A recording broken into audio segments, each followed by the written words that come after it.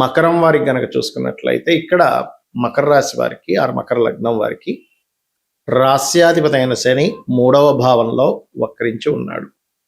ధనస్థానంలో రాహువు, 6వ భావంలో కుజుడు, సప్తమంలో రవి బుధులు 2 శుభగ్రహాలను రవి బుధ గురువు కూడా ఉన్నారు. కాకపోతే గురువు మనకి 17వ తేదీకి అష్టమంలో కేతువుతో కలుస్తున్నాడు.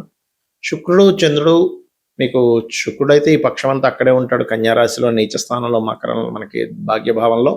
కాకపోతే ఎప్పుడైతే చంద్రుడు వచ్చి చేరుతున్నాడో అక్కడికి అది ఇచ్చేటువంటి రిజల్ట్ ఏమిటి అని చెప్పి చూసుకున్నట్లయితే అది 6 రాసులు తిరుగుతాడు కన్య నుంచి మీనం వరకు ఈ యొక్క పక్షంలో అనేటువంటి విషయాలు చెప్తుంది. నేనైనప్పటికీ చెప్పిస్తుంది సాక్షాత్ లలితా అమ్మవారిగా భావిస్తూ ఆ లలితాంబిక అమ్మవారి యొక్క అనుగ్రహం మీకు పరిపూర్ణంగా కలగాలని మనస్ఫూర్తిగా కోరుకుంటూ, ఇక్కడ ఎప్పుడైతే మీకు ఈ యొక్క రాస్యాధిపతి 3వ భావంలో ఉండి వక్రించాడో కొన్ని నిర్ణయాలు, కొన్ని అగ్రిమెంట్స్, కొన్ని ఇది ఇంకా కడిగేస్తాను అనుకునే స్థితి నుంచి వద్దులే మనకెందుకులే అని కొన్ని విరమించుకుంటారు కూడా.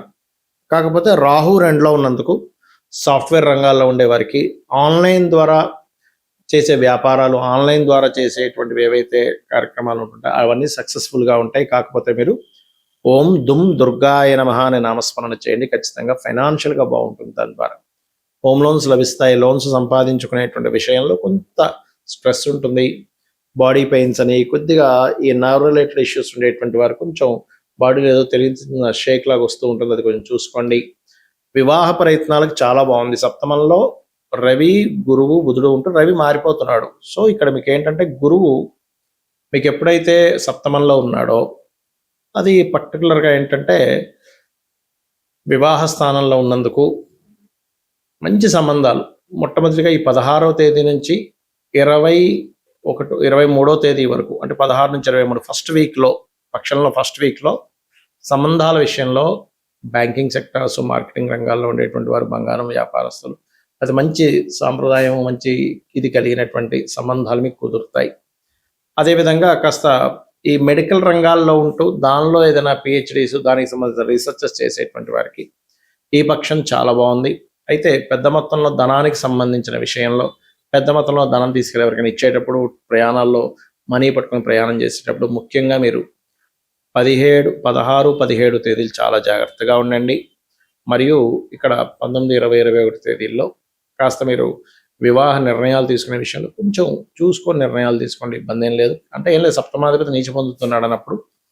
అలాగే 28, 29 రోజుల్లో కూడా కాస్త ధన విషయంలో కొంత ఎమోషన్స్కి గురై కొన్ని రాంగ్ స్టెప్స్ పడతాయి. కాబట్టి ఈ విషయంలో జాగ్రత్తగా ఉండండి. ఇక మీరు నిత్యము చేయవలసింది వెంకటేశ్వర స్వామి యొక్క ఆరాధన, లలితా సహస్రనామాలు వినడము చేయండి, అన్ని విధాలు బాగుంటుంది. ఇక్కడ చాలా మంది ఏంటంటే శుక్రుడు నీచంలో ఉన్నాడు కదండి ఈ పక్షంలో, మరి గురువు ఉచ్చులో ఉన్నాడు కదా. అదేవిధంగా జన్మజాతకంలో కూడా చాలా మంది అడుగుతుంటారు, ఏమండి మాకు పలానా గ్రహం నీచంలో ఉంది, పలానా గ్రహం ఉచ్చులో ఉంది, పలానా గ్రహం కేంద్రంలో ఉంది, పలానా గ్రహం కోణంలో ఉంది, ఇది హంస మహాపురుష యోగం అంటున్నారు, ఇది మాలవ్య మహాపురుష యోగం అంటున్నారు, లేకపోతే ఇలా రకరకాలు భద్ర మహాపురుష యోగము, ఏమిటిది మాకు చూస్తేనేమో ఇన్ని యోగాలు ఉన్నాయంటున్నారు, మరి మాకు ఏ యోగము కనబట్టం లేదు అని అంటుంటారు. ఇక్కడ ఏంటంటే ఒక విషయాన్ని మీరు బాగా అర్థం చేసుకోవాలి.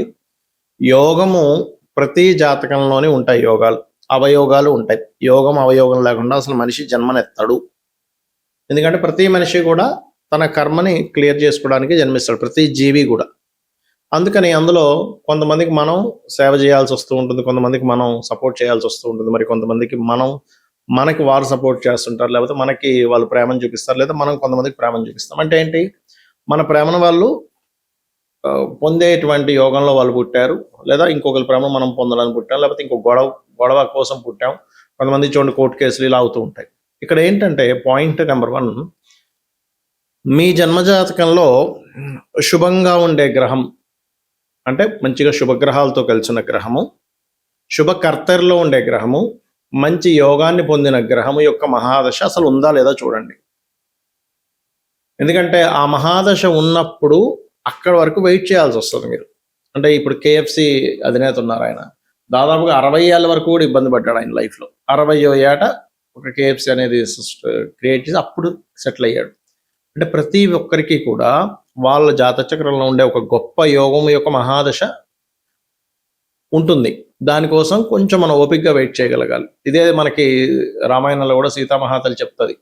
ఎవరు కూడా తొందరపడి ఆత్మహత్య చేసుకోకూడదు. ఎప్పుడు ఏ క్షణం ఎప్పటి నుంచి బాగుంటుందో మనకు తెలియదు కాబట్టి అంటుంది. ఎందుకంటే తన యొక్క జడతోనే తను ఒక్కసారి ఒక సెకండ్ అనిపిస్తుంది తనకి. తర్వాత అంతట్లో ఆంజనేయ స్వామి తను చెట్టు మీద నుంచి ఒక గానంలా చేస్తాడు రామాయణాన్ని. అప్పటి నుంచి తనకి ఒక హోప్ పెరుగుతుంది. ఓహో, రాముడు వస్తాడు, నన్ను రక్షిస్తాడని. లేకపోతే ఏమవుతుంది అంటే అక్కడ హోప్స్ అన్ని చచ్చిపోయాయి. ఇంక ఎక్కడో సముద్రం దాటి ఇక్కడ పెట్టేశాడు ఏంటనే ఒక ఫీలింగ్. కానీ రాముడి మీద ఎక్కడ తనకి భక్తి కానీ నమ్మకం కానీ ఎక్కడ పోలేదు. ఒక సెకండ్ ఆ ఘట్టం కూడా వాల్మీకి మనకు చూపించడానికి కారణం ఏంటంటే ఎంతటి వారికైనా ఒక్క సెకండ్ ఆ ఫీల్ వస్తుంది. ఆ ఒక్క సెకండ్ ఆగగలిగితే మన జీవితాలు మారుతాయని చెప్పడం. అయితే నేను ఎందుకు ఇవన్నీ ఎందుకు చెప్తున్నానంటే ప్రధానంగా ఇక్కడ గ్రహము ఎప్పుడైనా మీరు గమనించండి, మహాదశ నడుస్తుంటుంది, మంచి మహాదశే, కానీ ఫలితం రావట్లేదు అంటారు. కారణం అది ఎక్కడైనా స్ట్రక్కింగ్ అంటే బ్లాక్డ్ భాగ్య చక్ర అంటూ ఉంటాం. అంటే అది ఏమైనా బ్లాకింగ్లో ఉందా, ఒక్కొక్కసారి నీచంలో ఉందండి కానీ అద్భుతంగా కలిసి వస్తుంది అన్నప్పుడు నీచభంగ రాజయోగం ఏమైనా జరిగిందా, లేదంటే ఉచ్చస్థానంలో ఉన్నాయి గ్రహాలు కానీ ఏంటో ఫలితం రావట్లేదు, అలాంటప్పుడు కూడా ఏంటంటే పేరుకు ఉచ్చస్థానంలో ఉన్నాయి కానీ అవి ఏమైనా పూర్తిగా పాపకత్తెరలా ఉన్నాయా. ఇక్కడ మీరు అర్థం చేసుకోవాల్సింది ఏంటంటే ఒక వ్యక్తికి గురువు ఉచ్చస్థానంలో ఉన్నాడు, గురువు తన యోగాన్ని ఇస్తున్నాడు. అప్పుడు గురు సంబంధించినటువంటి వృత్తుల్లో ఉంటే వాళ్ళకి బాగుంటుంది. అంటే టీచింగు, ట్రైనింగు ఇలాంటి వాటిల్లో ఉంటే చాలా బాగుంటుంది, గుర్తుపెట్టుకోండి. అలా కాకుండా గురువు ఉచ్చలో ఉండి గురుధన యోగాన్ని ఇస్తూ ఉంటే మీరు పోయి నేనేదో హోటల్ పెట్టుకుంటానండి అంటే అది రాణించదు. ఎప్పుడు రాణిస్తుంది? మీరు ఏదైనా పుణ్యక్షేత్రాల్లో అక్కడ ఏదైనా హోటల్ పెట్టుకుంటే అప్పుడు అది గురువు సంబంధం కాబట్టి అప్పుడు రాణిస్తుంది మళ్ళీ. అంటే అది కాంబినేషన్ ఎలా అంటే ఇప్పుడు ఒక వ్యక్తికి బ్లడ్ తగ్గింది, బ్లడ్ ఎక్కిస్తే ప్రాణం బాగుంటుంది. ఏ బ్లడ్ పెడితే ఆ బ్లడ్ ఎక్కిస్తే ప్రాణం బతకదుగా. పర్టికులర్గా ఏ గ్రూపో ఆ పర్టికులర్ గ్రూప్ అయితేనే ఆ వ్యక్తికి రక్తహీనత ఉండేటువంటి దోషం పోయి వాళ్ళకి రక్తం పెరిగి బాగుంటాడు ఆరోగ్యంగా. అలాగే మన జన్మజాతకంలో ఏమిటి, ఇప్పుడు కొంతమందికి చంద్రుడు చాలా బాగుంటాడు, చంద్రుడే ధనయోగాన్ని ఇస్తున్నాడు. అప్పుడు అతను ట్రాన్స్పోర్టేషనో లేకపోతే మానసిక శాస్త్రవేత్తలుగానో ఫుడ్ రిలేటెడ్ దాంట్లోకి వెళ్ళాలి. చాలామంది ఏం చేస్తారు, ఇది తెలియక చంద్రుడు బాగున్నాడు కదా అనేసరికి వీళ్ళు ఇంకెవరైతే ఇనప బిజినెస్ పెట్టుకుంటాడు, ఆయన బిజినెస్ పెడతారు ఏంటోనండి. మంచి మహాదశ అన్నారు, చంద్ర మహాదశ అన్నారు, చంద్రుడు చాలా ఉచ్చ స్థానంలో ఉందన్నారు, నాకు చూస్తేనేమో ఏంటో కలిసి రావట్లేదు. ఎందుకు కలిసి వస్తుంది? ఎందుకంటే మీరు ఎంత సిన్సియర్గా ఉదయం నిద్రలేచి 5 గంటలకు నిద్రలేచి చక్కగా పూజాది కార్యక్రమాలు చేసుకొని అన్నీ రెడీ అయ్యి మీరు ఇటు తిరుపతికి వెళ్ళాలంటే మీరు ఇటు వెళ్తూ ప్రయాణం చేస్తున్నారు. నేను చాలా సిన్సియర్గా పొద్దున్న 5 గంటలకు నిద్రలేచానని మంచి కారు పెట్టుకున్నాను కానీ ఇటు ప్రయాణం చేస్తాను, తిరుపతి రావట్లేదు అనేది ఎంత రాంగో మనం కూడా మన జన్మజాతకంలో దశాలార్డ్ లేదా ధనాన్ని ఇచ్చే కారకుడు. ఎందుకంటే ఇవాళ రేపు అందరికీ కూడా సమస్య ధన సంబంధంగానే ఉంది, డబ్బులు రావట్లేదు, అన్ని సమస్యలు దాని నుంచే చుట్టుకుంటూ ఉంటాయి. అయితే ధనమే ప్రధానం అని కాదు, కాకపోతే ధనం కూడా సంపాదించమని శాస్త్రం చెప్తుంది. మీ పర్సనల్ చార్ట్లో చదువుకునే స్టేజ్ నుంచి కూడా అసలు నేను ఏ కోర్స్ చేస్తున్నాను, అది నాకు ఉపయోగపడుతుందా లేదా అనేటువంటి చూసుకోండి పర్టికులర్గా. అప్పుడు మీకు ఆటోమేటిక్గా బాగుంటుంది అది. ఓకే. అలాగే ఇంకొక విషయం ఏంటంటే కొన్నిసార్లు మనకి ఆ కాంబినేషన్ ధనయోగం ఉంటుంది కానీ ఆ ధనాధిపతి పాడైపోయి ఉంటాడు. పాపకత్తెరలో పాప గ్రహాలతో అంటే కుటుంబ సంబంధించిన వ్యవహారాలు అందుకే గొడవలు రావడం, ధనం సంపాదించేసరికి ఎవడో ఏదో పట్టుకుపోవడం, దాన్ని ఇలాంటివి జరుగుతూ ఉంటాయి. కాబట్టి అప్పుడు అది ఏ గ్రహాల ద్వారా అయితే సంబంధం కలిగి పాడైందో ఆ గ్రహాలకు సంబంధించిన దానం ఇవ్వాలి. అంతేగాని ఆ పాడైంది కదండి నేను రత్నాలు పెట్టేసుకుంటానంటే కుదరదు. ఎలా అంటే ఇప్పుడు